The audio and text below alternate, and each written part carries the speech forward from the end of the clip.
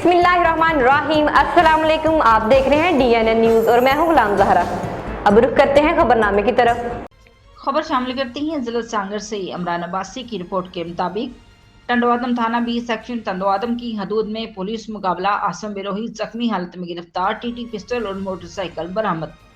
टंडवादम 20 section थाने की हदूद में दौरान पेट्रोलिंग सोमार चक्रानी रस्ते पर SHO 20 सेक्शन मोहम्मद हनीफ महर और उनकी टीम का सामना दो मसला मुलजमान से हो गया। पुलिस को देखकर मुलजमान ने फायरिंग शुरू कर दी। क्रॉस फायरिंग के नतीजे में एक मुलजम बेनाम आसम बिरोही जख्मी हालत में गिरफ्तार, जिसके कब्जे से एक टीटी पिस्टल और छीनी गई मोटरसाइकिल बरामद। जख्मी मुलजम को इब्तदाई तिब्बी इमदाद के लिए अस्पताल रवाना कर दिया गया, जबकि इसका एक साथी अंधेरे का फायदा उठाकर फरार होने में कामयाब हो गया। मुलजम इससे पहले भी कराची और शहजादपुर में मुख्तलिफ संगीन नौयत के केसों में गिरफ्तार हो चुका है। मुलजम का दीगर थानों में भी मजीद क्रिमिनल रिकॉर्ड चेक करवाया जा रहा है। अब तक के लिए इतना ही। मजीद खबरों के लिए हमारे साथ रहिए।